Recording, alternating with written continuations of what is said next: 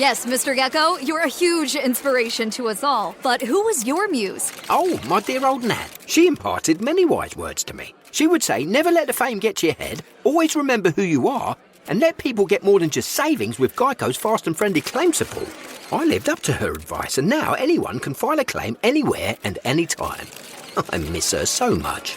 Did she go somewhere? Yeah, extended quilting trip. Ah. Get more than just savings. Get more with Geico. This episode brought to you by the following patrons: Heather, Leaf Girl, Min, Madeline, Alyssa, Vixen, Laura, Jeremy with the laser eyes, Allie, Logan, Krista, and Tia. And all the patrons want you to know you're loved, you're listened to, and you're a valuable member of this awesome Horror Virgin community. And if you want to hang out with us, do so in the Facebook group, where we'll be discussing ethical cannibalism recipes daily. As the resident environmentalist, I just don't like eating things with bones. That's why I'm like a boneless wing type bitch. Yeah, because it would be gross, Paige, for sure. Yeah.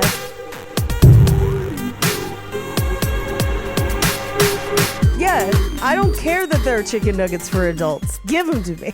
Paige, they're called chicken fingers, not chick fingers, like she discovers in the beginning of this movie. They looked too bony. Put more meat on them. Thank you for tuning into Horror Virgin. I'm Paige. And I'm your Horror Virgin Todd, which means I don't like scary movies, but you guys make me watch them. And this week, Paige made us watch Bones and All. Technically, you looked this one up also. This is also you. This is like the second week in a row you've picked a movie. Did I? I just agreed with you. Yeah, that's just because I don't know what to do and like someone's got to pick. So like, yeah, I just like looked through. I don't remember that at all though. So yes, we were looking at something else and I don't remember why, but you brought this one up and I was like, oh right, we meant to do that one. We never did that one. Let's do it. I remember when it came out, people were talking about it a lot. So yeah, when we were looking for movies, that's probably why it stuck out to me. And I get why people talk about this movie a lot. Sure. Because it's like, I don't know, like there are things about this movie I like really love, but it's like a rom-com. It's not a horror movie. I mean, it is a horror movie because it plays on like the cannibalism themes, sure, but it's like a coming of age road trip rom-com. Yeah. I'm torn. All right, hit me with it, Natalie Imbruglia. Why are you torn? I'm a lot of feet. This is how I feel. Hungry, wanna eat. Lying naked on the floor. Covered in duct tape. My son's gonna eat me. I called that a long time before they revealed it. Oh, me too. I predicted that like almost immediately. I was like, I'm sorry. Did his sister just say they held him in jail for 3 full-ass days because of the amount of blood? Right. And then they tested the blood and it came back that it wasn't his? No, they didn't. Yeah. Because they didn't have DNA testing in the 80s. Yes. They were just like, I guess he can go. It's fine. This movie does exist in a time out of time where you're not entirely sure what time it is, but there's no cell phones. I love that Cyndi Lauper song. Yeah, time out of time. Time out of time. I know that's wrong. Most people use cash. All the cars are old. Oh, it's supposed to take place in the 80s. Does it? Yes, it's set in the 80s. It is not modern day. Where does it say that? Oh, I missed it completely. I had no date for this. Honestly, just on the screen, I don't think they ever say it. I don't think there's a Chiron. Okay. If there was, I missed it. I thought I was losing my mind. No. Okay. It looks like the 80s. Yes, but they do aggressively use phone booths. Yes. They ask for a phone book, like that's a normal thing to ask for. They have maps. They're working on maps. Exactly. All the cars are old. Yes. Right. Yeah. And he sings Lick It Up by Kiss, which is also in the Right. 80s. So like that's why I was like, this is the 80s. I don't know, and I may have missed it while I was taking notes. If there was a Chiron, I did miss it. But yeah. There wasn't. This was something that drove me nuts the entire time. There was no Chiron. And I, like you, saw all of those things and I was like, late 80s, early 90s, max, because there's no cell phones, because there's no any of this, right? Yeah. The movie never explicitly states it. It is based on a book. Oh, okay. I would imagine that this is a really good book. Would you? Okay. Yes, because of the type of book it would be. I don't know that that's a book that translates well to film, is what I will argue. I do think we have some evidence of that statement. Yeah. Sure. Because here's the thing with translations. Anytime you're adapting written source material to visual, they are two different mediums.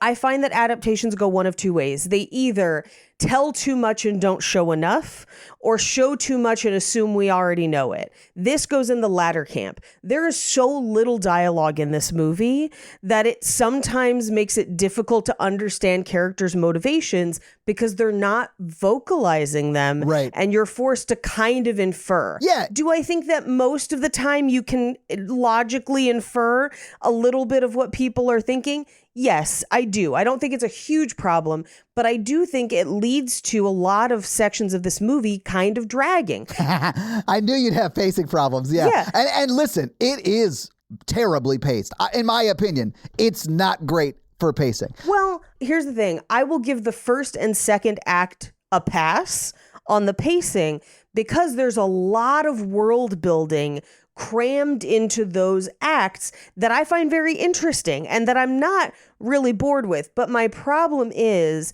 in a book like this, where it is a true coming of age story, you're going to have a lot of story arcs that kind of resolve themselves and lead to the next arc. Because it's a book, you're more invested in the internal storyline of the person's mind and feelings. Oh, you mean that they give you because like they Right. write the internal monologue in like the language Exactly. you're reading so you can read Yes. it. But in the movie, when it just like is, you guys get the vibes, right? You guys feel the vibes, you're good. This movie is a lot of vibes. This movie is just like Vibes, the movie. If you dig the vibe, you're going to dig the movie. If you Right, don't, right. it's boring. Yeah. But I mean, it is what it is. And I like really do think the movie handles like what I think the metaphor for like the cannibalism is. Sure. Which is, in my mind, it's just like something that others use. So it's like trauma or addiction or just being a part of a community Right. that by society is othered. Sure, And like yes. the ostracization and like isolation that would make you feel. And like, it's also like this stand-in for like closeted desire, but not like in the LGBTQ sense, but like in the Right. like unspoken because you're ashamed of it desire, right? Although the movie does play on the LGBTQ theme a little bit as well. A little bit. But I didn't mean it that way when I said that. But I also like really love the way it shows like the power of finding someone who like you Who gets you? Yes, who gets you Yes. and that you feel comfortable enough to be yourself with and like truly let them see the warts and all, if you know what I'm saying. Yes. And then for them to be like, I love you and accept that shitty part of you Yeah. or whatever it is. And like, I kind of love that. But I found the movie largely boring. Sure. Because the pacing is so out of whack and because the nature of the thing they're using as the stand-in for like the trauma or, Right. you know, addiction or being othered, like is something that makes these people objectively terrible. Like it is two murderers that like Sure. I'm supposed to feel happy, found love and acceptance and sad when they're like their foil, the person who's supposed to be the reflection of what they will become, comes back and like fucks their shit up by like trying to kill them, you know? Yeah, I mean, that is definitely a problem because it makes it difficult to root for people when there's not much differentiating between them, right? Yeah, like when he says after he talks about killing and eating his dad, he's like, I thought about killing myself. Yeah. Kayla is the only reason I stayed, which is his sister, right? Right. I said aloud, I wish he had killed himself because he kills like 4 people in this movie. Like I wasn't like, no, I wish you didn't die. I was like, man, it's sad that you lived to kill those at least 4 people we saw you kill in this movie. Right. So like, it's hard for me to like care that they found love, I guess. I think the finding love and the trauma metaphors are only the first layer. Sure. And I think what is probably in the book that is not translated well into the movie because, again, I think it needed more dialogue and a little more character development is that I think what this ultimately becomes is what is the nature of being human if you even are. And I feel like there's a really interesting turning point in the movie where they meet someone who does this even though they don't have to. And I think that dichotomy between the two is not explored enough at all. Yeah, I didn't see that at all. And I'm not saying you're wrong at all, but I did not see that at all. You know? Right, because like that, because we meet that one person, that one objection, if you want to think of it that way, of like, because everyone else we've met is forced. Like, this is such a overwhelmingly powerful desire. They physically cannot help themselves, right? Yeah. That person is not. That person has chosen it. That is the true face of terrifying evil for me in this world, right? And instead of having some sort of conversation between her and him of like why that bothers her so much and why it should bother him too, is we get nothing. We get her staring out a window. And there's like multiple points in the story that like this would be a turning point for her as she's examining who she is and her personal morality given the, I guess, person she is, the traits that she has that she cannot escape. We get no commentary on it because she's not talking. Yeah. And she's not talking to anybody. It's just vibes, baby. Staring out of windows. I got recommended this movie a ton after Fresh came out.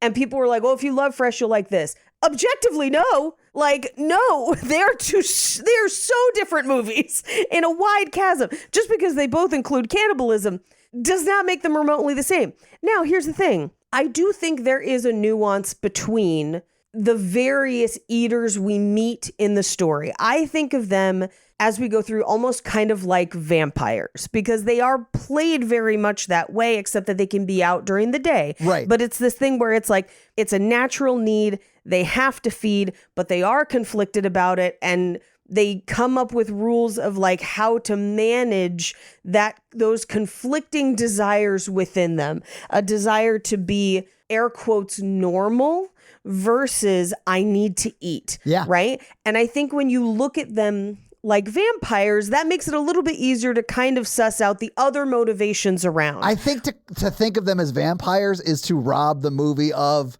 this one scene where I think like, and probably it happens in the book too, but they're pointing out that like, yeah, they eat people, but we eat cows and like. Yes, I did love that scene actually. They are alive and so like I don't think you're wrong. And if you look at them like vampires, it is. They just honestly are better because they can go out during the day. Right, and their life right. is like normal if they want it to be, obviously. Like right. It does seem like it is a compulsion that you either have to satiate or you have to be locked up in a place that you cannot do that. Right, because you will eventually eat your own hands if it comes to it. Right, which like, okay, right. That means that it's not a choice they're making. And I'm like That's on what I'm board saying. with that. Yes, right. And I'm on board with that. I like that. I wish they had like put a button on that harder than just like the LaCroix like version of it that we get in the movie. And I wish it had relied a little bit less on vibes to explain that. Because I did pick that up, but it is very subtle. I think that's where we need that extra dialogue. Yeah, that's what I mean. 100%. And here's the thing. The dialogue that we do get in the movie is good. So like the people who wrote this have the ability. I literally like wanted it just to like give them a studio note of like, hey, maybe say more. Like, I love what you're saying, but like say more. Yes, I'm interested. Please say more. Yeah. And there are a couple different, because it is essentially a road trip movie. Yeah. There's a couple detours that don't add much, especially because like, if you do not predict that he killed and ate his father within, I don't know, 3 scenes of meeting him, right? You do not have great media literacy. And you truly like don't understand the hero's journey at all. It's so obvious. Yeah. So I did not need a whole extra trip to hear about it. No. Like I didn't need that. We could have folded that into everything else. The only thing we get is it separates her enough for her to encounter Sully again, who, admittedly, terrifying from the get-go. I mean, yeah. I have so many questions and things that I have assumed about Sully and made up in my headcanon because the movie did not actually tell me anything. Paige, I actually know what it is. Oh? Do you want to know his backstory? Is it that he landed that plane on the Hudson and saved people and afterwards he just had to eat all of them? I respect that Sully pull because that is a like... That is a very specific pop culture to like what was going on in air travel 10 years ago reference. Here for it. Wasn't expecting it, but no.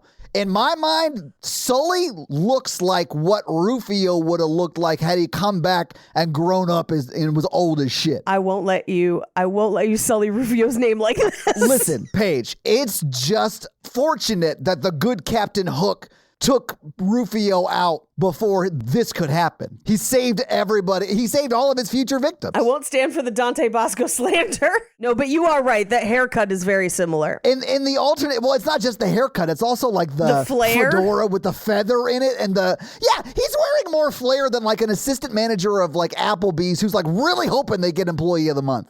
Like it's an insane amount of flair on a blazer that is over a fishing tackle vest. That also has flair. I know. Like it's like one of those vests that you would wear when you're like going out fishing in a lake. Sure. And you will not be able to bring your tackle box with you. It has like millions of pockets in it. It's crazy. He's dressed like an insane person. Can I let you know that, like, before we get more into the movie, because again, for all the world building they give us, they only leave us with a lot more questions. Right. But like one of the things I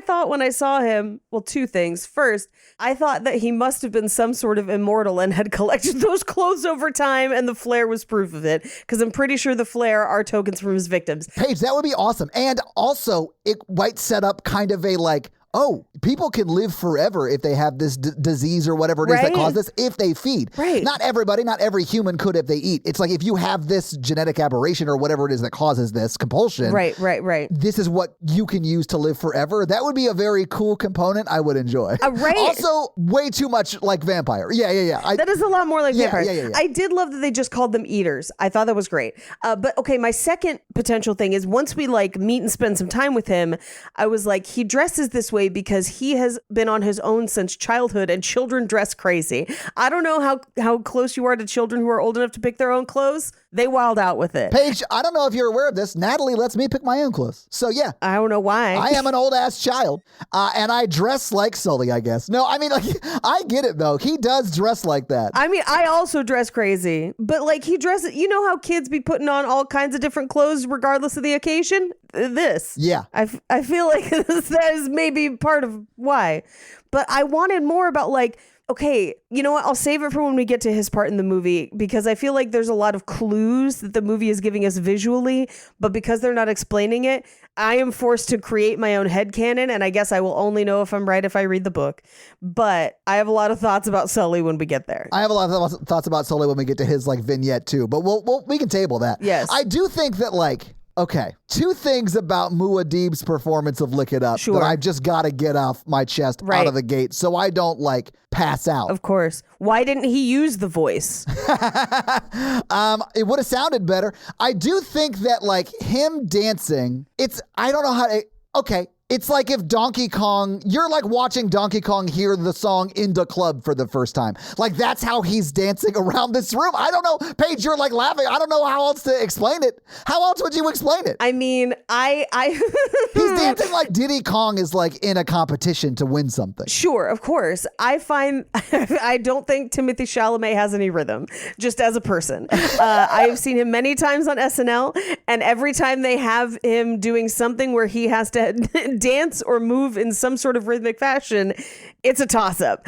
And so I think that might just be what he's bringing to the performance personally. Perhaps. I also want to say the next note about this led me down a wild internet Google like trail, and I'll walk you through it, right? I'll walk you through it. I literally thought to myself, man, he can't sing. Like the only biopic he could do was like a Bob Dylan kind of guy. And I was like, wait, a Bob Dylan biopic came out, and I Googled it, and guess who's starring in it? Did you not know it was him? I did not know. I did know it was coming out, but like... Oh, okay. I knew. I mean, what happened is it probably snuck into my brain, and I forgot it. Sure. And then like, I had that thought, and then that was my brain reminding me, oh, you have ADHD, Todd? You already knew this? Probably. You just forgot to like, remember that you knew this. I don't know how it works, but it's not great in here.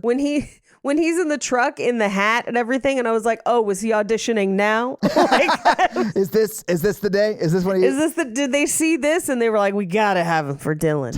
I think he did fine as Bob Dylan. I'm not a Bob Dylan fan, so I was Me like, either. Good enough for me. Honestly, his son's way better. Yeah, that's fair. I think everyone in this is turning in a great performance. Yeah. Oh, in the movie for sure. Yeah, I agree. It's filmed great. It's shot great. Yeah. I just needed more definitive, less vibes. And Yeah. it doesn't even have to be explicit, because I have heard a lot of complaints right now the movies are too obvious. I don't even need it to be obvious.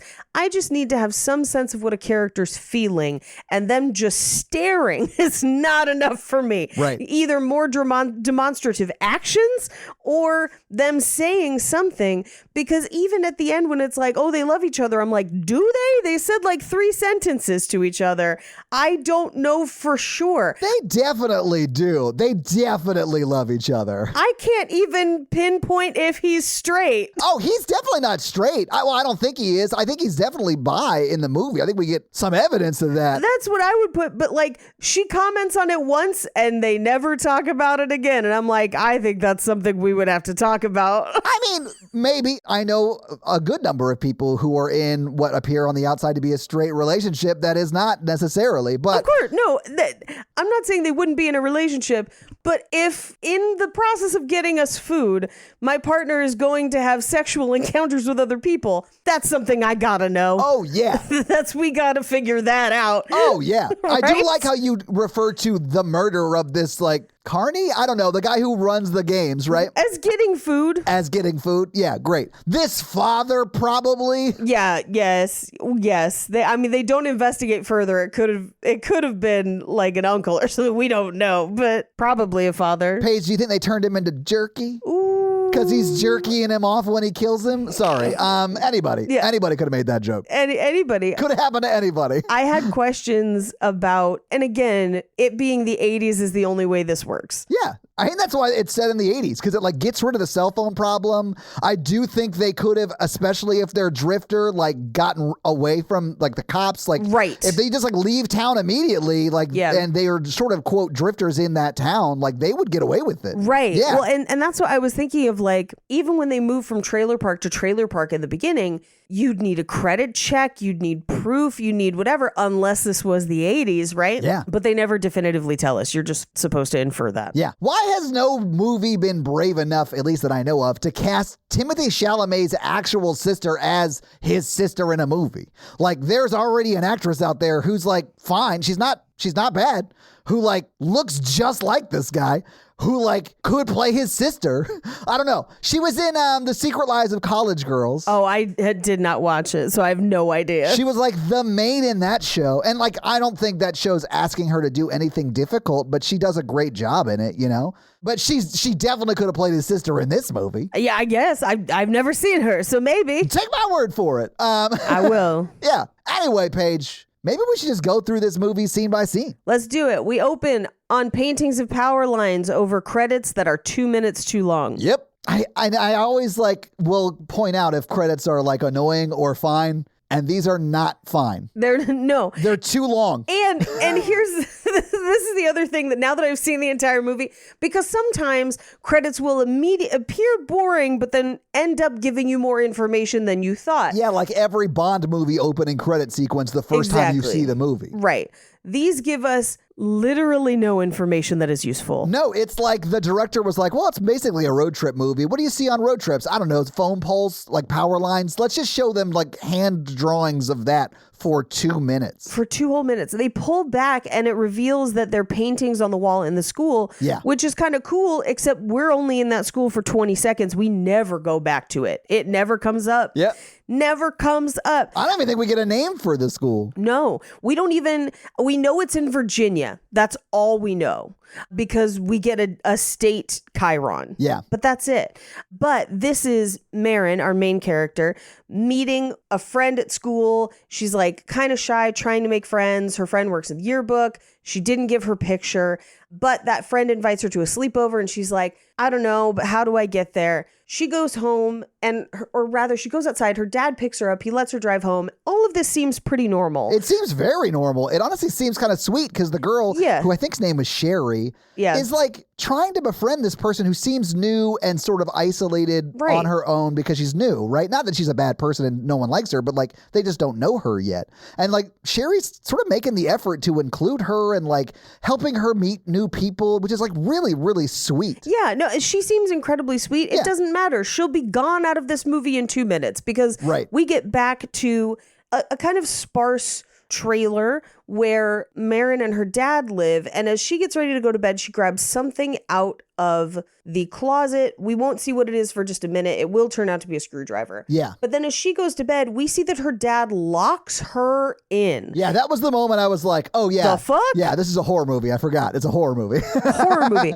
She uses that screwdriver to climb out the window. She makes her way to the friend's house. She's hanging out with the friends. And then as they are... Now, this also, and maybe this is just me, seems kind of queer-coded, but I think what we are actually seeing is the hunger. Yes, exactly. But I thought queer-coded too, and I do think there are elements of this movie that are definitely nods to that, clearly. But this is, I think, one of those nods, because it looks like she is like lusting after her, not like... Right. And listen, I'm not saying that she wouldn't also want to eat in that capacity, but it's the different it's like actual mastication, like chewing that she wants to do. Yeah. Right. Which is what it comes to. Hungry as... I want your fingers in my mouth right now. I don't know. I can't. Yeah. I want your fingers to chew inside. I've got hungry eyes. Maybe next I'll move to the thighs. Oh. That's where the good meat is. But she puts this girl's finger in her mouth, and initially it seems sensual, so the girl doesn't pull it back immediately. No, I actually, like, for a second, Sherry was like, oh shit, this is going kind of good. Right. You know what I'm saying? Shit, while everyone's still in the room? What? I know, like, ooh. But then she bites down and you're like, oh no. Yeah, and it escalates from like playful bite to like, oh, I'm food immediately. Immediately. And she runs out, she runs home. She comes home covered in blood, and her dad's like, you didn't. Okay, we've got 3 minutes before the cops get here. You got 3 minutes to pack up anything you want to keep. Anything you want to keep. And you're like, in that moment, I was like, oh shit, this is like kind of a normal thing. Maybe not normal as in like it happens all the time, but like. Yeah, they've clearly done this multiple times. Like, you now know why he like locks her in the room at night, you know, and like why she had to like literally break out because she had to undo the screws in the window to like open it and stuff, right? Well, and this is where the hunger took over. Yeah, exactly. I don't think that was her plan. I think she just wanted to go to a sleepover. Yeah, me too. And it just happens, right? Yeah. But they're gone. We cut to title card, bones and all. They're in Maryland next, so just one state over. Yeah. And it is May. I want you to keep in mind that this movie takes place over 2.5 months. It does. And it feels like it. But right now, it's gonna be May. It's gonna be May. She wakes up and her dad is fucking gone. Yeah. Gone. Just like Theo Vaughn, I was like, I get it. Well, and he's left her a cassette. We will find out in a flashback later that they celebrated her 18th birthday. And he's like, I've been waiting for this day a long time, which in different circumstances would sound creepy. But it literally was so he could be like, I can officially leave you now. Like, I can abandon you. Yeah, but think about it from this perspective. Oh, yeah. His daughter eats people. Yes. He's legally required to protect and provide housing and food for her. Not that kind of food, but like human food for her until she is 18. Yep. Which puts him at risk because she be eating people. Yes, she could have eaten him at any time. She wouldn't have been the only person in this movie who eats their own father in this movie. You know what I'm saying? Like, she would be the second character that did that. And she's in a position where, because she's not eating regularly, we know that. Although we will hear stories eventually about times in her life that she has, but that means that when the hunger takes over, he's there, and it doesn't matter if it's somebody related to you or whatever, you're just there and you're food. The lock on the outside of her door is not to keep her in, it's to keep him safe from her at night. At night. So he can sleep some. Yes. Yes. And not only that, like, when you think about it, she does not even remember. Like, we hear the stories where it's like, as she's growing into adulthood, she's more conscious of it, but she doesn't remember the babysitter. She doesn't really, that we know of, she doesn't remember the boy at camp. She doesn't remember all of this stuff. And I wish we knew if she remembered, but we don't. It's vibes, Paige. Read the vibes. It's vibes. The only indication we get is that later she says, I'm new to remembering this. Yeah. Which means that, like, when you're that hungry, when she hasn't fed, and I think the difference is in this movie, we'll see her consistently feed. So she is more conscious of it. Yeah. But when the hunger takes over you, she doesn't know who it is. It doesn't matter. Her body just reacts without her. What I told myself about that whole dynamic was that she remembers the feedings that weren't done in a frenzied state because she absolutely had to feed in that moment. You know, she was like feeling hungry or that kind of hunger, right? Right. And she, in lieu of letting it get so far that she blacks out and does it, you know, in that blackout state, she just does it and she'll remember those. If it goes so long that she blacks out, she doesn't remember that. Right. But they don't say that. That's just like the vibe I got. That's just what we're kind of inferring. Yeah. But he leaves her the cassette tape, money, and a birth certificate. Yeah. And basically a note that's like, or I guess the cassette is the note that's like, hey, I am leaving. I got to leave you just like your mother did. I'm so sorry, but like, I can't do this anymore. Yeah. And you're right. Yeah. He is in danger. Now, here's the thing. On the flip side, she's an 18-year-old. She has no idea. She doesn't know what to do. And her parents just abandoned her. Like, I think you can hold space for both of like her in that moment and the abandonment there, but also understanding that from his point of view, he's like, she could kill me at any time. The dynamic that the cannibalism sets up in this movie, I think so well, but I also think ultimately makes me not like the character that much, is that it is something that like makes you, I don't know, it's not quite shame because she does kind of embrace it, but like it does make other people not want to be around you that like know you. So it's like anyone that actually knows who you are and what you are flees from you 99% of the time, right? And that the cannibalism like dynamic really sets that up, because if you are othered in a certain way, you feel that from every non-othered person that you run into. And that's why I think it's so special that she meets somebody and like they share like that like love and connection so strongly because of that isolation and like just being pushed out of the society. But like it also, as great as it serves that metaphor, makes me not like and care about them as characters. I mean, I was able to care about her, but I kind of think of her like Rogue in X-Men, where like every person Rogue touches, essentially she has a transfer of power, but if you don't have mutant power, she just basically almost kills you just by touching you. And she didn't ask for it. There's nothing she can do about it. She can try to wear gloves, but like ultimately no one can be that careful 100% of the time. It also isolates her from any kind of physical touch. Yes. So like that is a good, I think, metaphor for what is happening in this movie, because of course with isolation comes that like no physical touch and like no communication really, like you're just left to yourself. Right. And she is still human at the end of it. And it's like humans crave physical touch. They crave community. They crave companionship. Yeah. And these are things that are held back from her. So within that, I can find compassion and care for that character while still understanding why her dad would run for the fucking hills. Yeah, no, 100%. Because you're locked in a house with her.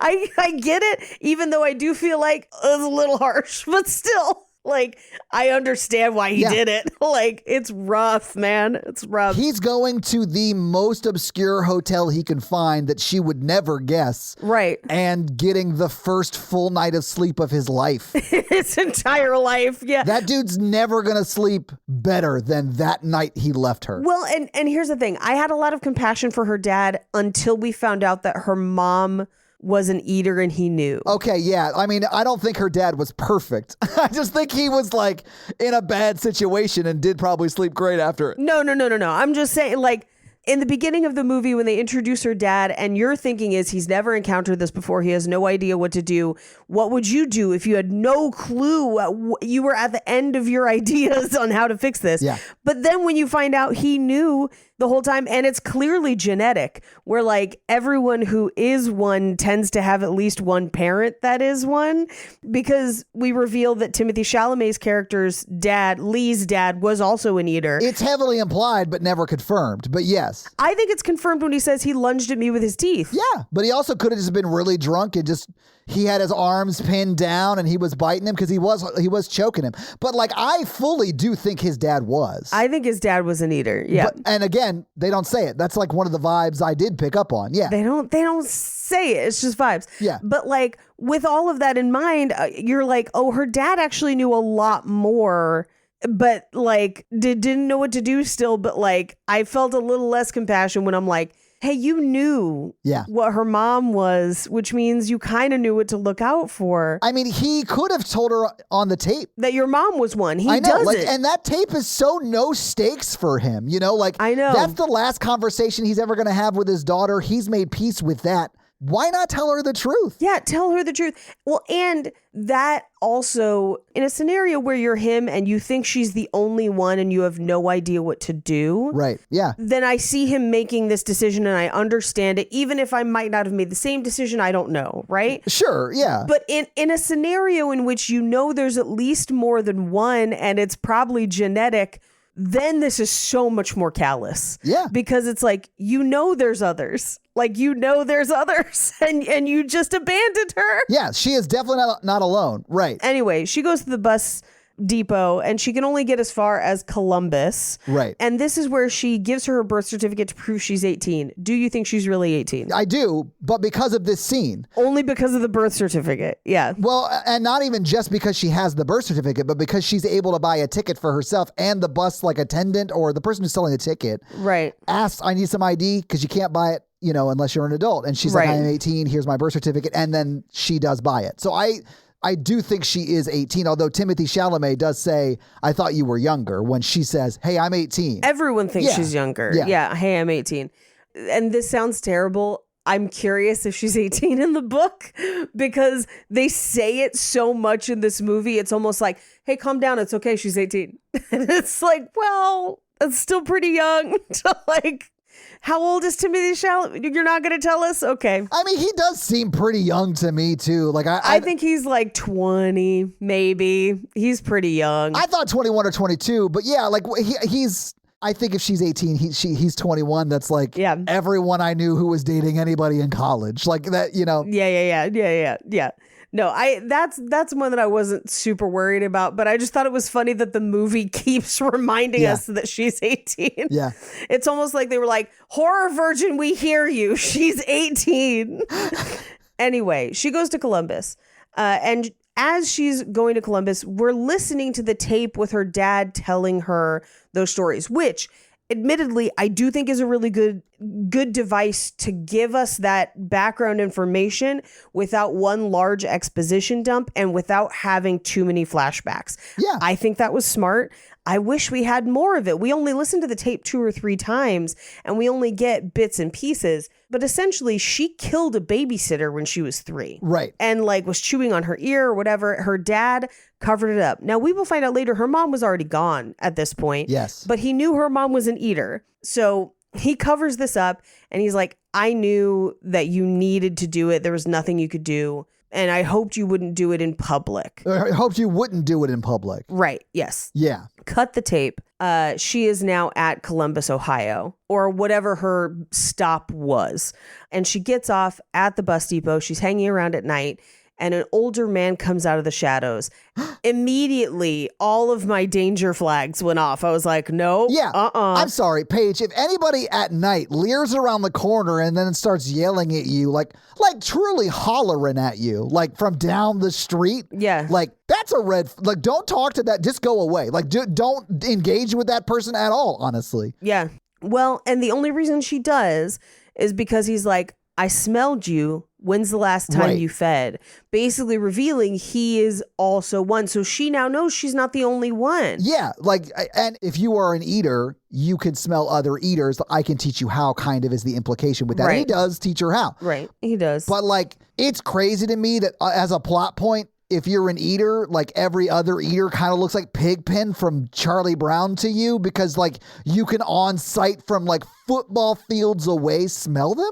How bad do they smell? Well, I think it's interesting.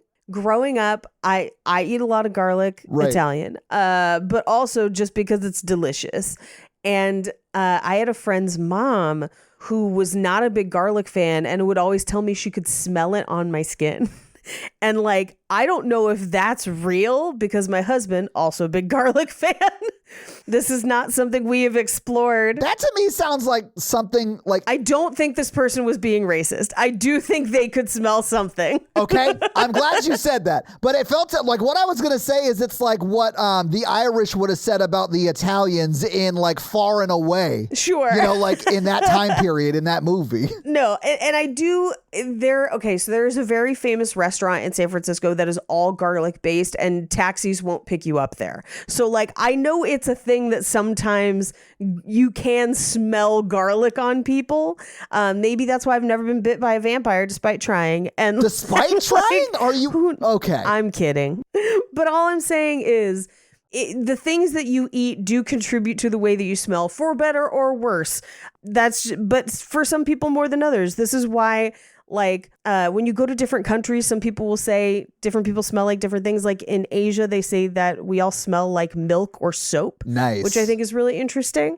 But yeah, so like, I fully believe that maybe if you eat in humans all the time you smell, I imagine they'd smell like blood. I mean, if you're eating humans, you're definitely getting like the, I don't know, mad cow, like the human version of mad cow disease. Like you're definitely getting some prions in your brain. Yeah, well, and maybe that's what they can smell, but also like the max amount of iron, like so much blood. Oh, guys, it's truly the only thing you can do if you have low iron. Just eat people. Eat people or get a cast iron pan. Great for frying up people. But like, here's what I'm thinking. Even if you weren't eating people, just the act of killing people, right? They bleed all over you. Blood does smell. Yeah. Like, especially when it gets old. So like, I'm wondering if that also contributes to the smell. But then I'm like, wouldn't regular people be able to smell you? But then this whole like, the fact that they can smell each other and regular people don't seem to be able to leans me more towards the X-Men mutants theory of like, often mutants can find other mutants. Well, because they'll get in Cerebro and like hunt them down. Not hunt them down, but like, you know, like find them. Yeah. Right. I don't know. Anyway, they can smell each other. He's going to teach her how to do it. If she follows him home, don't go. But she does. Yeah. Like just as a rule, do not follow a random dude who's dressed like a Lost Boy all grown up home to a second location. Yes. Because he's definitely going to feed you a hand sandwich. I won't throw up. I won't throw up. Even when I eat a dude. But she gets to the house and something immediately is like off about him and the house. And she immediately is like, because he's making these Cornish game hens, because they do eat people food, but this hunger is a different hunger. Yes. Because he is trying to like cook her food. And she's like, yeah, I didn't think you meant this. And he was like, no, of course. And she's like, wait a second, who lives here? And this is when he's like, use your nose. And she smells that there is a lady who is essentially, she is older and she has fallen and is about to die on the floor. It seems like if you're going to call it like type of murder, if you're going to call it that, if we're going to classify it, obviously they're all product killers because they want the body because they're going to eat it. But like his version is right. What he tells us is he goes to like people who are dying. And she was fallen on the ground dying. And he realizes this through some either just regular sensory or extra sensory. Yeah, maybe sense, like the sense of smell, maybe. Yeah. And as he was there preparing to eat this person who's dying, he smelled her and went and got her and brought her here. Right. Like that is, and she is just randomly traveling across the U.S. I guess my question is, how many eaters are there in this universe that this like by chance happening could happen like this? Yes. Well, and it happens multiple times. I know. She runs into 2 eaters on the way to see her mom. Well, and we'll talk about it when we get to that, because I think that is in a way more likely than this. This one is very happen-chancy kind of, but I think he can smell when people are about to die, like when people's bodies are starting to decay. Sure, yeah. Right? And so I think he smelled this lady, broke into the house, and was just waiting for her to die. So his type of murder is neglect, if you want to think of it that way. Sure, yeah. In that he's just not calling an ambulance, right? Right. And then you're right, got interrupted, smelled her, is going to share this body with her. And she is immediately kind of put off by this idea of like, hey, we should call somebody, we should do whatever. And he's like, yeah, she's gonna die. Like, you know, if I didn't come here, she'd be dead anyway. So like, we might as well eat. So we cut to, it seems like the next morning, but like early the next morning, the woman has died. They both get up and eat. Him in his disgusting tidy whities. Paige. Her ruining a perfectly good sweater. I know. I was like, oh, that looks like honestly, like she spent the night with Chris Evans from Knives Out and she's like wearing his cable knit sweater as a trophy after that night of amore. And I honestly happy for her. Yeah. Wouldn't you? I mean, if that happens, you wear that sweater. Anyway. Absolutely. But like she did get a lot of blood on it. The thing that like drove me, I don't know, like for me, like I think Sully needs something in this scene that like explains more, like I don't know, I feel like he's missing something because his motivations aren't really like known as to like why and how and all that stuff. So like, I just needed something to give him more like depth and like, he just wasn't relatable at all. I don't know. I think that like, you know what would make me like really like, it really would, I think, I humanized him in a real way. If he had this in the scene, it would have made sense. And it's pants. I really needed him to have pants, Paige. It was gross. I hated it. I really would have loved for him to have pants. I needed it so bad. It creeped me out so hard. And then later, when he comes back and he's like, I dried out next to you. I've never done that with anybody before, which I assume he means came down from the high of eating someone next to you. And boy, do I hate that scene. And it's right here because he's like sitting there. And this is when he reveals that as a child, he ate his grandfather, who had passed while they were waiting on the undertaker. And his mom said it was animals. But then when he ran away as a child, no one came after him. Because they all knew what he did. They all knew what he did. And this is the point at which he reveals his giant braid, where he is keeping hair trophies from everyone he's eaten to this giant hair rope. Why? I don't know. It's troubling. I can tell you why. I mean, to keep trophies, but why a rope? Oh, no, I don't know why a rope. I just think it's an interesting way to collect hair, I guess, and probably the easiest way to keep it all together, but still separate in some way. Yeah. That sounds like I've done a lot of thinking about that. That's like, I don't know, I don't collect hair. Now that I'm explaining that I don't collect hair, it sounds even more like I collect hair, so I just need to bail out of this. You gotta stop. But I really do want to get the point across that I do not collect and smell hair nightly. But I don't really Paige, believe this. Paige, I do think it's like, well, narratively, it serves a purpose to let us know that Kayla's dead at the end, that he killed Kayla was his last victim, because it's her braid at the end of the movie. It looks like you didn't put that together based on your shock. I did not. Yeah. I did not put that together at all. I had a very similar conversation about nuns' crosses because my friend didn't understand the end of Doubt. Oh, yeah. But this movie shows Kayla's hair and it like signifies that she dies. Again, vibes, Paige. Vibes. I now that you say that, I can absolutely see that. They even, I think, subtly reference it in the scene where he's like, I don't want to live, eat me. Yeah, okay. That all makes a lot of sense and actually makes the ending make more sense to me, because at the end, I did not fully get why he was so willing to give up. I was like, bro, this is a very treatable injury if we get you to a hospital. Yeah, I know. But like also he's dealing with the nature of his survival means he has to kill other people. Sure. So that alone is hard. And he literally just lost and got confirmation that his sister, the only person who he was staying alive for, is gone. So like I understood that decision 100%. That makes a ton of sense. Yeah, I wish the movie was more explicit about that because I completely missed that. But you're right. Yeah. That makes all the sense in the world.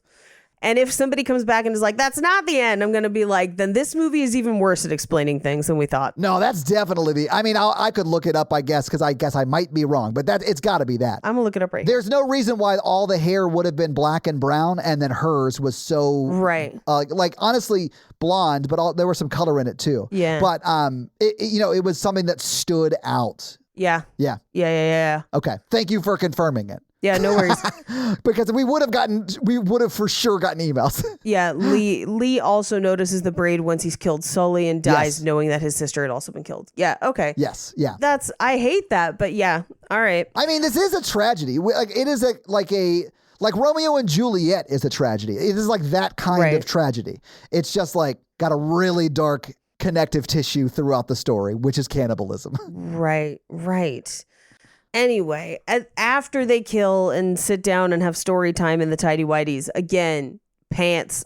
Please pants. I would have been like, you know what, Sully? I do want to learn more about what it is that we are, but I'm going to need you to put pants on because you're a 60-year-old man and nobody needs to see that. So please Like, I am not 60 and I wouldn't do that to somebody who, like, I didn't even like doing that to Natalie and she's my wife. This person's like a day-old stranger to him. I think this is also just more to immediately signal to us that he's creepy, because she immediately bails out. She's like, I am out of here. I saw too many tidy whities. I'm out. Yeah, I literally just watched him eat somebody. Like, we see them eating. It's gross. Right. And so I didn't need him to wear tidy whities only for me to think he's creepy. Well, here's the thing. But as someone else who eats people, I think we need it to give her the tip off Fair. that it's creepy and this might be more than just friendly, which we will reveal later. It is definitely more. Yeah. Anyway, she sneaks out, hops on a bus. He chases the bus down and watches her leave, basically. Yeah. But back on the bus, we get more of that cassette tape where there's the boy that went missing at camp and she was 8. Oh, 8. I get it. 8. Yeah.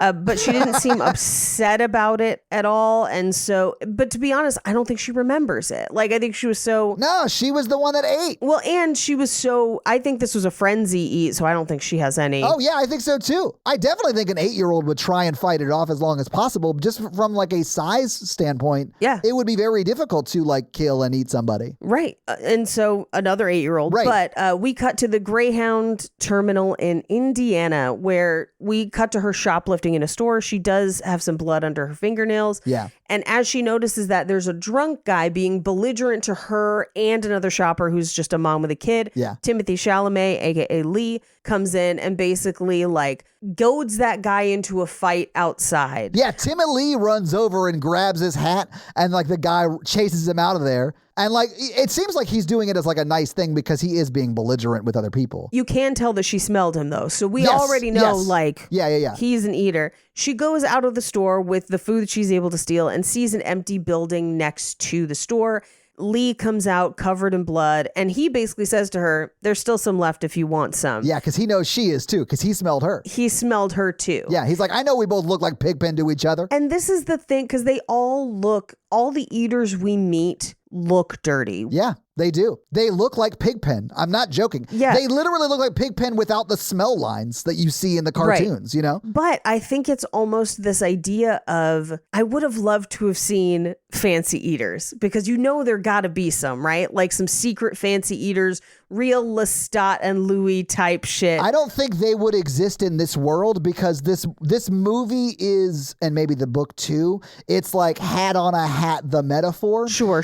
So they do cannibalism to other them. They make them dirty and smelly to other them. They like do everything you can do to other somebody. And it's just like a lot. It's a lot. But I do think even within that metaphor, there are the people who play normal despite being others and don't open the door for others behind them. And I feel like that could have been an interesting set of people to see. Sure, and maybe that's in the book. They just don't make it because they're not a huge part, and it's just not. Yeah, right. And we don't have the time or whatever. But yeah, but because and it's because they are all effectively unhoused people in this movie. Because yeah, they're eating people. They're going from city to city because much like her and her dad, you have to constantly pick up and move on like a minute's notice if you accidentally lose control. Yeah, because they're murdering people. Right.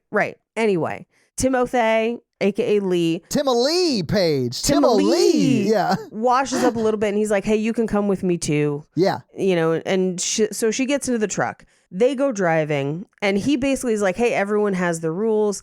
We're going to go to that guy's house. I took his wallet. There was no photos. There was no indication that he had a family. And so I didn't feel bad killing him, essentially. Right. Like he's not leaving anybody behind. I do think that Chalamet is doing his best to like be the Dexter in this situation. Yes. Like, yeah. He does, I think, seek out people who are, and I don't think they deserve to die, but he sees them do a bad thing and he feels better about it. Right. So I don't necessarily think he's like a good guy or anything, but like he does target people of higher status that are not nice to people of lower status. Well, and even the carnival guy that they ran into is being a dick to those kids. That's what he witnesses at first. And then he's like, oh, I'll kill this guy. Right. Yeah. But they go to the house. This is where they find all the Kiss stuff, Lick It Up by Kiss. Yeah, and this is where he does his Donkey Kong dance. Yeah, or King Kong dance, whatever you want to call it. Yep. So they go to the guy's house because they took his information from his wallet. They took the cash. They ditched the wallet. He bitches that there was only $8, which to me was really funny. Only $8. But guys, in 1980, let's just say 85, right? Something like that. I clocked it more at 87 to 89, but that was just me. Yeah, but $8 from the mid 80s, like $23, $24 now. So like, it's not as bad as it sounds. It's not great though, because it's a murder charge. It was probably enough for their breakfast. Exactly. I will say, because they do the next morning after she has some dreams about her dad and reveals some of the backstory to us just through flashback. We cut to them having breakfast in a diner, and she's telling him about Sully. Yeah. And basically how Sully could smell her and was trying to teach her about it. And he could smell when people are about to die. And this is where Timothée Chalamet is like, oh, I think I've actually heard of him. Now, I want to ask you something because I could not stop thinking about it in this scene. They're in the diner. One booth over, a little girl is staring at them. And she like snarls at her. Do you think that girl's an eater? Oh, maybe. Yeah. I think that little girl might be an eater and could maybe smell them. Yeah. I mean, she is like staring at them. Although, I've had kids stare at me. Kids do be staring. Yeah. Yeah, kids stare. But I thought that was really interesting because the camera lingers on that little girl a lot. It does. So it made me wonder if she was also. Anyway, but something that we reveal that Marin does is memorize her victims' names and keep track of them. And he asks her, he's like, does that help you? And she's like, I got to do something. Like, they didn't deserve to die. Like, I at least I could remember their names, which I think is interesting. The pieces of morality that everyone finds in it. And when he says everyone has their own rules, I think it's interesting what develops for all of them out of the experience. But yeah, I mean, everyone has that is not unlike life. Everyone has their own sort of moral compass, right? And that's sort of what they're pointing out here. And theirs is different. Like Timothée Chalamet and Marin's different. Sully's very different. So yeah. Yeah. But this is where they decide to sleep outside in the truck. And then they're going to go home briefly to Kentucky, where he's going to teach his sister to drive, and then they'll leave. But they can stay in his aunt's house. Yeah. She just died. They still have the house. I wonder if like Timma Lee saw her like cuss out a child, and then it was like, oh, cool, I get to eat my aunt. I did wonder if he had killed the aunt, but it seems like she died while he was away. Yeah, I mean, the family doesn't seem like there's any chance that Timma Lee did it. Right. But we cut to, he has come home from driving his sister around, because literally she like looks at pictures, she looks around the house, but not much else happens. He comes home, they're packing up to leave again, and his sister is like, I thought you were going to stick around this time, basically giving us an indication of his sister doesn't know what he is. No. And doesn't know what has happened and doesn't understand why he can't be there. But to his sister, it would look like he's struggling with addiction, or there's something that keeps him in a shame spiral that is like sending him away from everybody, and then eventually he comes back around, but then he leaves quickly afterwards. Right. So she doesn't know exactly what it is, but that's the way it looks to her. Right. But they take off and they stop at, he says he works in the summers there. It's a slaughterhouse that has its own cafe that doesn't have a safe, but they keep all the money in the drawer. Yeah. So they essentially rob it and they sit and look at the cows. And this is the first time that they have like, they hold hands and they kiss, but they're also having a longer conversation about like, well, people eat them and don't really think about the fact that they have parents and friends and families. And their own language. Going on in their mind. Nobody gives that any mind, but they want to be mad at us for doing it to humans. Right. Which is a wild philosophical argument in this movie, but I feel like one that deserved more discussion than this movie gave it. I love its inclusion because it's not wrong. Yeah. But I mean, I say that as a meat eater too. Like I don't disagree necessarily. But it's a nuanced conversation, and I don't think we should kill and eat people, even though it is apparently the silver bullet for global warming. I'm just telling you, as an environmentalist, I do think this conversation is important, but we got to eat a billion people. Right. Clearly. Fire up the grills. Anyway, so she drives. He kind of helps teach her to drive.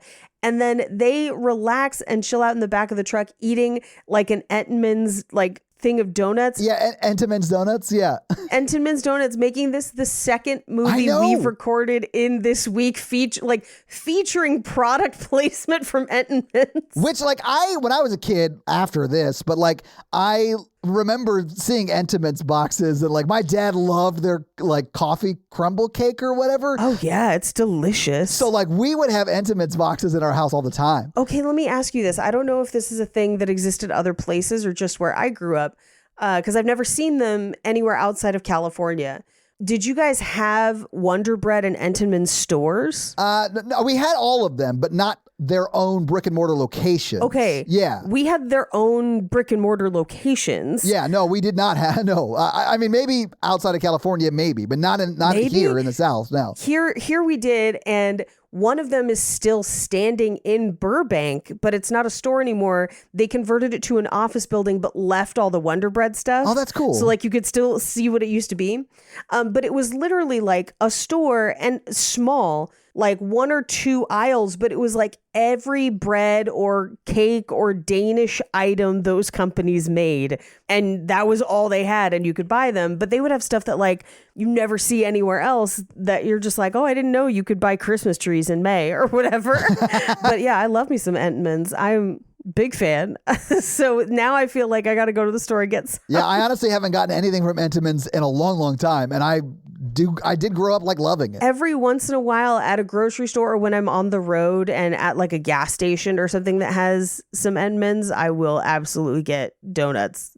Their basic donuts I really like. Anyway, so we see them like going swimming at a swimming hole. We see them park in what looks like kind of a campground national park area, and up comes another truck. Yeah. And out of the truck climbs 2 men, Jake and Brad, who identify themselves as eaters. They're like, hey, were you the 2 at the swimming hole? We could smell you. Yeah, you guys were downwind or upwind from us, if you catch our drift. Yeah. Right. Like, we could smell you. We're eaters too. And so they immediately are like, oh, okay, but she's kind of nervous about them, probably because of Sully, but admittedly so. Yeah. They have beer, they start like a campfire, and they start kind of going around talking about some of their first experiences. And this is where we kind of get the story, of eating bones and all, and that it's like the best possible high you can experience as an eater. And we will assume that at the end she does that to leave. We have to assume it because they don't ring the bell they set up at the beginning with the title of the movie. But yeah. Right. Yeah. I assume that is what happens because he asks her to. Yeah, I thought that was really callous. Like, in your dying breath, you're going to ask her to put your bone in her mouth? Come on, bro. Just die like a man. Stop asking for head. I know you're young, but like, come on. Come on. Jake and Brad, and I believe it's Brad who's the one that was the off-duty cop, but they reveal that Brad, as a cop, found Jake eating a person. Right. And when confronted, he was like, can I try some? And at this point, revealing that he doesn't have the hunger. Right. He's doing this by choice. So he is a serial killer. Not that these people are not killers. All of them are. All of them are. But there is a difference between a physical compulsion that they cannot control, because if they get hungry enough, they will just attack people, so they cannot stop it. And this dude choosing it. Yeah. That is a stark difference that the movie does not explore at all, other than they silently kind of get up and try to drive away, and Jake chases them. Yeah. I think for sure they were going to try and eat them. Which one was the cop, Paige? Brad. Was that the one who was the eater? They were both, Jake was the eater. Brad was the chooser who, yeah. Right. Mm-hmm. Yeah. Okay. Yep. I'm honestly, I'm not going to say it. I'm going to let the listeners feel the vibes. Sure. No, of course. Yeah. Yeah, yeah. But they get to Iowa. It's a carnival. They make out on the Ferris wheel. Cute. Oh, Paige, can I say something about their first kiss? Because it's weird. It's terrible. I've never seen a movie that is so set up like a rom-com, like road trip romance, where their first kiss is so bad, the movie cuts away. Yeah, I noticed that too. And it's because they both come in and no one will compromise as to where their nose will go. So they just nose to nose. It's like, this is not how you kiss. Yeah, no one went 90 and the other person went 10. They both went 40 and then compromised on the last 20. And it was just not great. But that compromise was 20% of their noses squished into just like 10% each. Yeah. Because they're just squished together. It's like the strangest first kiss. Yeah. This kiss is way better, and it's shot in the wide, but like it's way better because they're on a Ferris wheel. Yeah, they're on a Ferris wheel. But she says she's hungry. And so he kind of starts people watching to see who they're going to pick off, who they're going to, use their personal morality to decide gets to die. Yeah, he's like hunting. Yes. Which, like, this is how people actually die. And I don't mean this in like serial killers do this. Serial killers hunt people, and they have their own moral code of who they'll kill and why. Yes, but so do we when we vote. And that is interesting. Oh, yeah. Like, that is, I think, something this movie is also pointing out in a very subtle way. Anyway. Yeah. Anyway, he sees this guy being a dick to kids and kind of sizes him up and essentially cruises him. Yeah. Where he's like, is there anything to do out here? Do you want to meet after? She's not my girlfriend. She's just a friend. You get it. Yeah. Yes. Implying that they will go hook up after the carnival closes. Yeah. Even the kid who would, like, the guy was being a dick to could read that. Like, it was very obvious. Oh, 100%. Yeah. Well, and I think, the effortlessness of it indicates that this is how Lee often hunts. He has determined that this is the way that works for him to hunt. And that is a more complicated and nuanced conversation that this movie does not have, but should be here. If you're like a hot dude, hunting someone who would be attracted to a hot dude would be way easier. It's very vampiric, if that makes sense, because you're like glamoring them with your attractiveness. And like, right. I know that also leads to kind of a nuanced conversation of like, does that mean he's just straight and doing this to hunt, or is he bi and so he doesn't care what gender they are that like wants to hook up with them? Because in my mind, he's bi because of how far he takes it before he kills the guy. Yes. You know? Yeah. I don't know because they don't say, but like he didn't have to go that far with it. You could have killed him before then. He could have killed him before. Here's what I will say. I have two thoughts on it. One, maybe he takes it that far so that at least the person dies happy. Two, they're going to be coming and going and I'll be chewing. Yeah. Gross. Two, it's possible that given the fact that this is the 80s and this is along the highway, that this is a commentary on the less dead and the implication that he's hunting people that won't be looked for, and people caught in those kinds of situations or killed in those types of situations were often written off because of their sexuality. And so that could be what the movie's trying to get at. I don't think it is, because it's revealed that he's like a family man from the community who's working nights at the carnival to make extra money for his family. But he clearly was into this. And so like... Oh, he was at least bi too. Yeah, because he's got a kid and stuff, and that kid could just be cover. You know what I'm saying? Like, yeah, but the second the cops looked into it, they would have found him dead in a state of undress in the middle of a cornfield. So you're saying he takes it this far so it looks that way? Yes. And it is that way, honestly. I'm not saying that that's not that way. But like, it is that way. But yeah, and you're right. They would say that. They would be like, oh, he was having an affair with he was moonlighting or yeah. So that could be vibes. Who knows? Vibes. Here's the thing. I frankly don't care about Lee's sexuality because clearly they are in a relationship. I just feel like that's something you probably got to talk about if that's how you're going to hunt. Okay. So and maybe we just don't get it in the movie. So like maybe in the book, he like explains the way he hunts to her before he hunts. Right. Because I do think that she would be fine with it, because it's in service of eating. Yeah. Well, and she watches it happen. And this is why I think this conversation is missing in the movie. She looks surprised and upset. She does. Yeah. But nothing is ever said about it. And then she's like mad that he killed him that way later. But like, it's never discussed. We don't dig into it. We don't know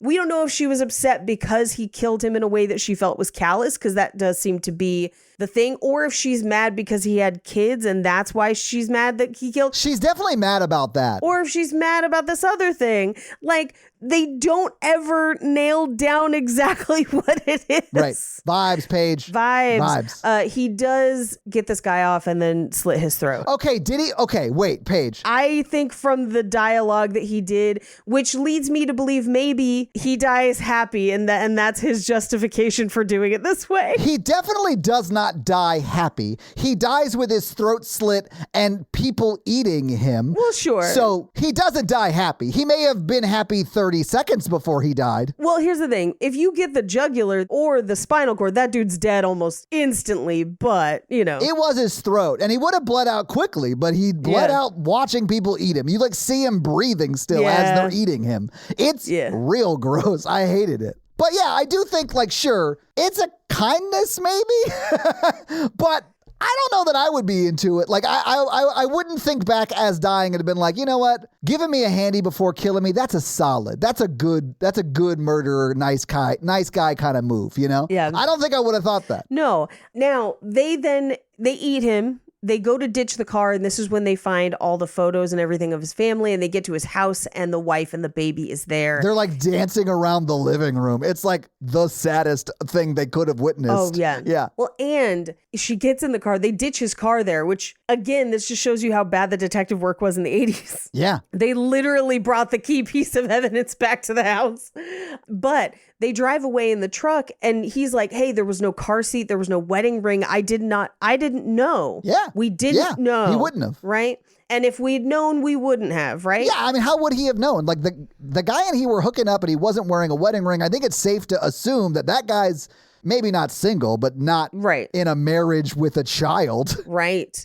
But she falls asleep in the truck. She has dreams about her dad. They make it to Minnesota, and they make it to her biological grandmother's house. Yes. Paige, are you ready for a wild fact I stumbled upon while looking up? Let's go. If Sally Field was playing this character, because when you first get there, she's like in the wide. She's pretty far away. Yeah. And I was like, is that Sally Field? And then, of course, it's not. No. But as I looked it up, you know who it is? Who is it? It's Jessica Harper, who was like in the original Suspiria. She plays Susie. She's like the original in Suspiria. Yeah. Like, all right. Sort of a horror icon. Yeah, a little bit. Yeah. But this is a fascinating couple of scenes where she basically tells her mom's dead, and she refuses to tell her what has actually happened to her mom. Yeah, the word she uses makes it not a lie, no longer but with it's us. definitely an implied lie. You know what I'm saying? Yeah. Because it is, like you said, she says, no longer with us. Yeah. She's no longer with us.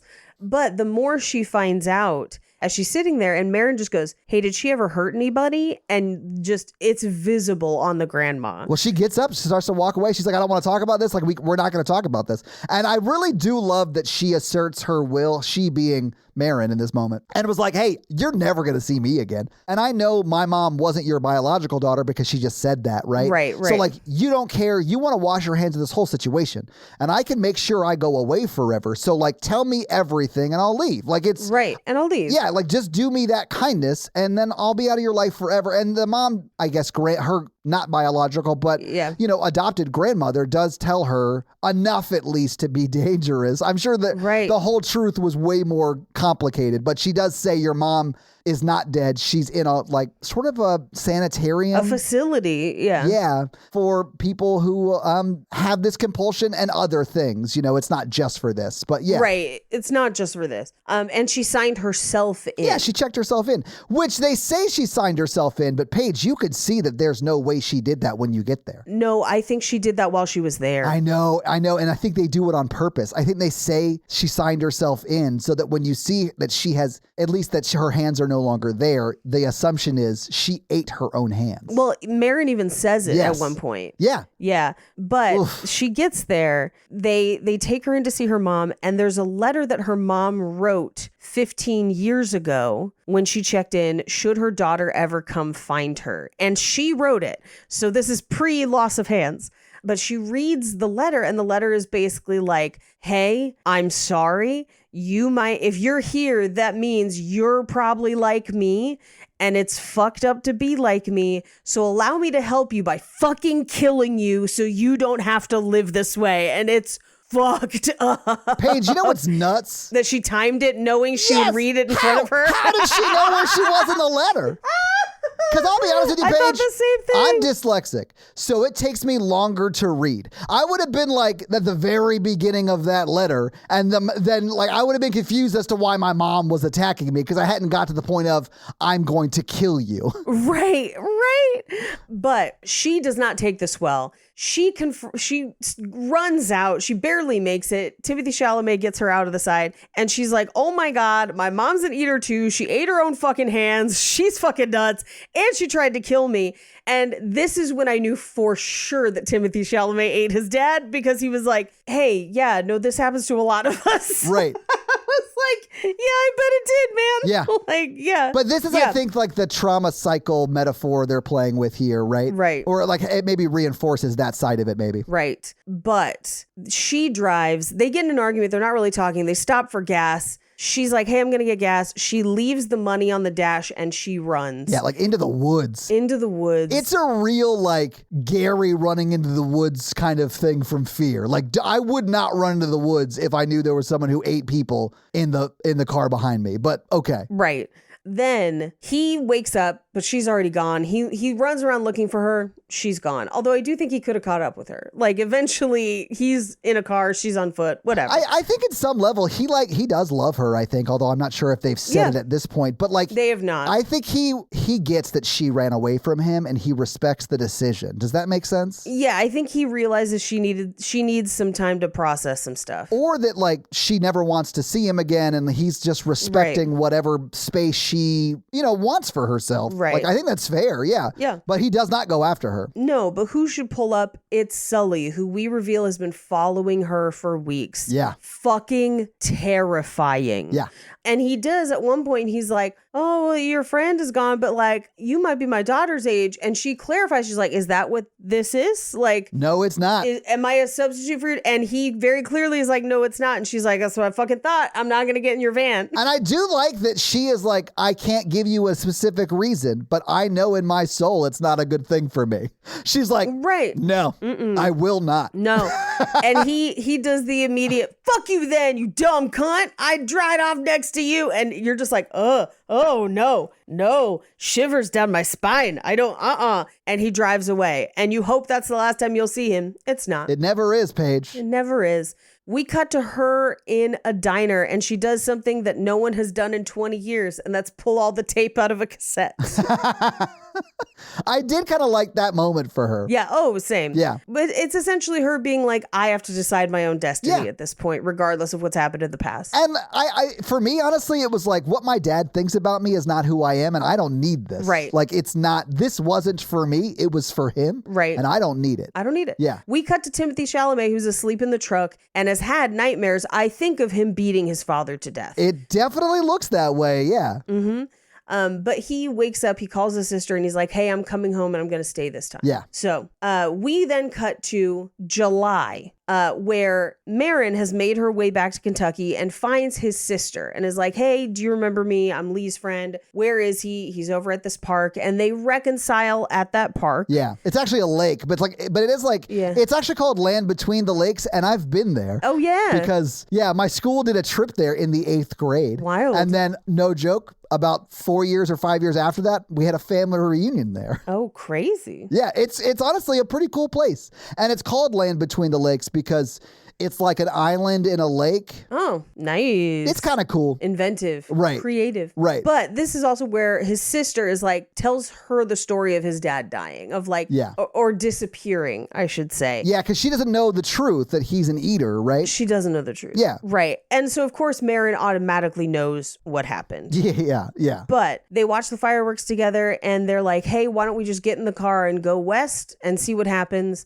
We cut to Nebraska, which is as far west as they made it. And it seems like the truck is about to give out. It's not worth them keeping, but they're going to drive it until it gives out. And that's where they're going to stop and kind of settle their lives and be normal people. Yeah. But before that happens, we get this scene of them on the hill where he admits to eating his father. Yeah. But not just like beating him unconscious and then taking him to an abandoned barn, duct taping him with his eyes so he could see and his nose so he could breathe, and then coming back 3 days later and eating him. Well, you know why it was 3 days later? Oh, because he was in jail. Yeah, because he was in jail. Yeah. Yeah, so he probably would have done it sooner, but he was in jail the whole time. Right. Which means his dad was sitting there for 3 days encased in duct tape. Yep. And he says, I ate him right the fuck up, felt great. I was high as a motherfucker, and I probably would have killed myself after if it wasn't for Kayla. Yeah. And in this moment, Marin's like, okay, but you killed someone who was a threat to your family. Like, Yes. that death I don't really consider to be objectionable. That was self-defense. Okay, killing him, yeah. Eating him is a different thing, but yeah, agreed. I mean, maybe this is a controversial statement from me. He's dead and nobody cares. Eat his body. I don't care. He's already dead. Paige, I really love like your loosey-goosey stance on cannibalism. Like you really seem like someone who collects hair but doesn't want people to think they collect hair about cannibalism. I don't collect hair just because I find like just loose hair kind of gross. But I don't either, I promise. But this is my whole thing about like if you had to have a leg amputated, nobody's using it, let people eat that meat. I'm just saying, I know this came up during Fresh. We don't need to relitigate it. But like, he's already dead. He didn't need to eat him to survive, though. I know that's a different thing. Right. They weren't trapped on a mountain in South America or whatever. Like, Right. It's not Society of the Snow. I get it. But like, I'm just saying, it's Society of that barn, and I don't really hold this one against him. But this is where he's like, you don't think I'm a bad person? She's like, no. she literally says I would have done the same thing. I would have done it in my own way, but I Right. would have done the same thing. Like, Yeah. And this is that like, I kind of love this moment in the movie, and like I want to feel like happy that he is finally able to be vulnerable with who he is, with the person he loves. Sure. And to feel that like radical acceptance that he feels in that moment. It's like really an emotionally heavy scene from that aspect of it. But what they're talking about is killing and eating his dad. And so like it's hard for me to like empathize with these people at all. You know, and I also think that that serves the metaphor because it is like how the people who are othered by society would think we would think about them. Sure. Yes. Even in their most emotional human moment. So like, Yeah. I do also think it serves the metaphor ultimately of the movie. It just makes me not like them. I mean, here's what I will say, and again, the movie is unclear. If this happened and then they were no longer eating people after this point, because it does seem like Marin has kind of tried to avoid doing it, Yeah. then maybe I would feel better about it. However, we know it's a compulsion, so eventually they're gonna have to eat them. But again, I view them as vampires, and they're like, I don't know. But unlike vampires, there's not a way for them to eat and for people to still stay alive, and that's the tough part. Right. You can't have a familiar that like you could eat pieces off of until they're dead. Right. Yeah. Right. Anyway, they end up in a college town where she ends up working at the bookstore and he has some other job. And they seem to have this nice, calm apartment life together. It's supposed to be the salad days of their life. Like this is the early stages where they're like, you know, they're broke and like they're figuring it out. And it's also like this fun, exciting new relationship. And it's like this time on their life that they would, had they survived longer, looked back on like very fondly. It's like that kind of time. I love this moment of the movie for them because it's like they are, quote, having it all. Right. However, she comes home from work one day and immediately smells Sully. Yeah. And sees the book bag, sees stuff in it, and is like, oh no. He pins her to the bed. He is absolutely going to both, I would assume, assault and kill her. Not necessarily in that order, which is troubling also. No, I think the assaults would happen until she said no, and then the kill would happen. But yeah. Yeah, I think you're right. Yeah. And he does drool on her, which is great for the hunger part of it, but real upsetting to watch. Oh, it's real gross. You ever been drooled on? Nobody likes that. Not well. If it was Michael B. Jordan. But like, anyway, thankfully, Lee comes home because we will find out that Lee smelled him from 2 blocks away. Yeah. So one would assume that maybe Sully smells because he's eaten more people than anybody else. Well, and just ate Timalee's sister. And just ate his sister. And I would almost wonder if, because we meet some slightly older eaters, but not many, which makes me think it's hard to survive as an eater into older age. So he probably smells the longer he ages. is. And I wondered if that's why Timothy kind of knew of him. Yeah. You know, if he's just like, oh man, he's one of the more prolific and like longest surviving one of us. Right, Yeah. right. But Timothée Chalamet gets there just in time, tries to suffocate him with a grocery bag.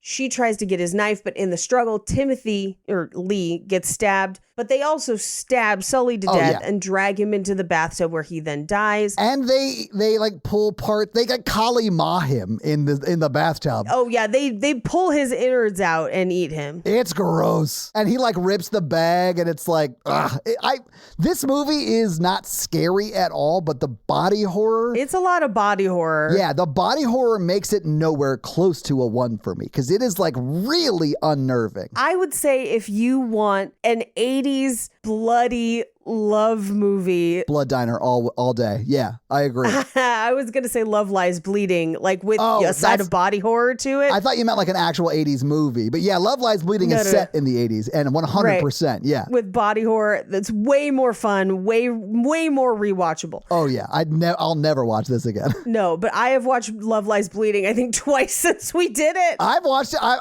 it twice. Once for the episode and then once a few weeks afterwards. Yep. But Timothy climbs out from under him. They discover the end of that braid. Which is his sister's hair. And then he collapses, revealing the wound. And at this point, I was like, they're never getting their safety deposit back. There is blood all over the walls, all over the floor. Yeah. She's going to have to paint so much. It's over, guys. But she's like, hey, I got to take you to the ER. This is your lung. Like, they could repair you. And he's like, no, I'm done. Yeah. I'm done. I don't want to go anymore. Just tell me I'm not a bad person and eat me, bones and all. And then we get a very long shot of that happening. And then a clean apartment. And then a last shot of them like sitting on that hill. Yeah. Where he had that very cathartic moment. And that's the movie. So having seen the movie, having talked about the movie, Paige, what did you think about Bones and all? I'll stick with fresh, thanks. I really think this movie is beautiful. Sure. And it's so well acted. And it's honestly really well shot. Yes, absolutely. Like, I just don't like the main characters because they're murdering and eating people the whole time. And like, if you can look past that, aside from the pacing problems, which Paige talked about, and I agree with, it's a fine sort of beautiful movie that's very vibe based. And if you've read the book and understand the story better already, or just like the vibe of it, you'll like the movie. I don't think I'll ever go back and watch it because it didn't like super resonate with me. I might read the book, to be honest with you. If you do, let me know what you think about it because I would be interested. I just don't have the time to read like that. Sure.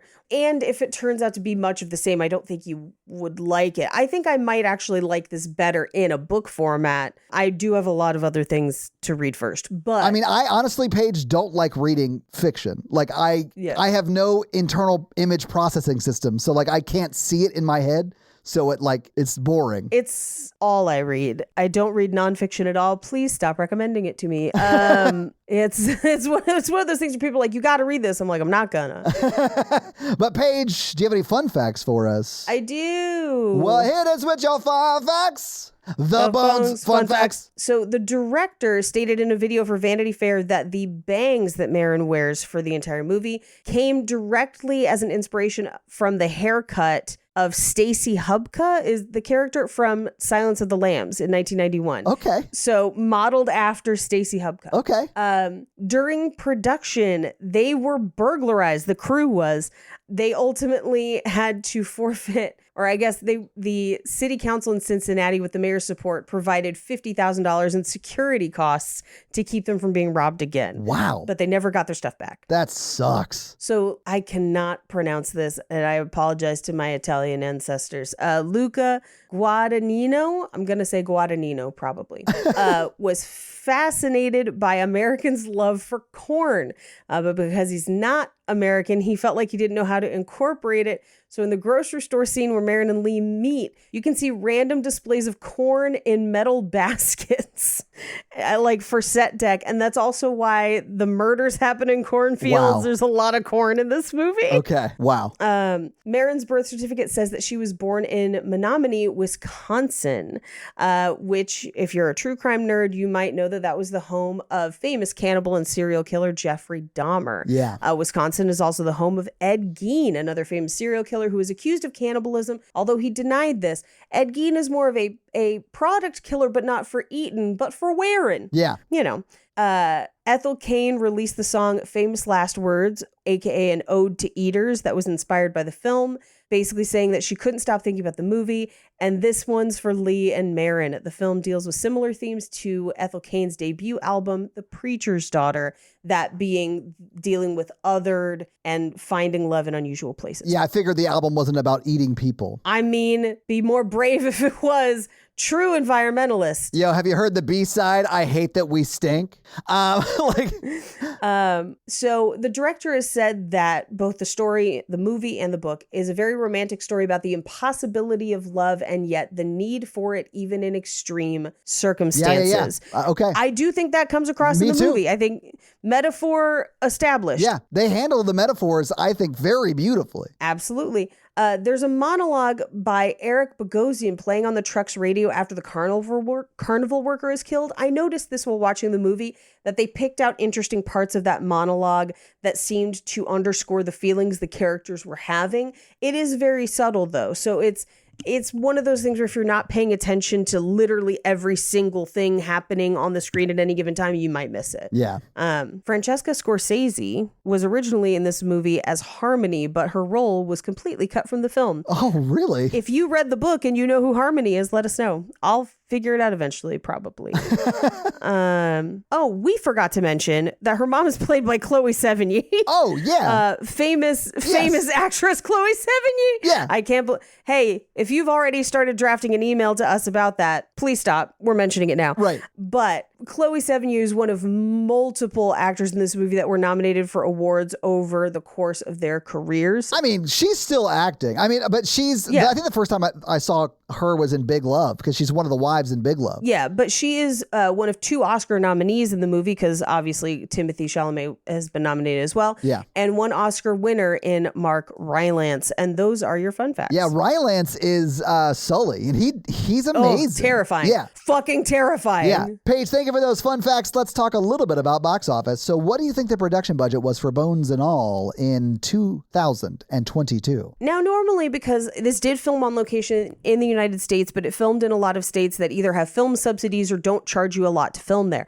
So normally that would bring your budget down. However, once you make it a period piece and have to try and make it look like the 80s, that brings your budget up. So I'm actually going to say that this probably cost about $20 million. Oh, yeah, Paige, I only have a range for this one, and it's 16 on the low side, 20 million on the high side. That is literally the range I found in 2 separate sources online. So I'm going to say that's what it is. That seems very accurate to me. No one embezzled on this one. That looks like what it would cost to make this movie. Honestly, when you told me that their production equipment got stolen, I was like, oh, they probably had to spend. That's probably where you got the 16 to 20. It was probably 16 before the theft and 20 after. That is exactly my thought, because that gear is expensive. It is expensive. Anyway, if you adjust, and I'm just going to say it was 16 on the low side, but just know it's a range. If you adjust that 16 for inflation, even though it was just 2022 when this movie came out, it would be like $17.6 million today. But Paige, the movie premiered the weekend of November 18th, 2022. It was only in 5 theaters though, so it did not rank at all in the box office standings.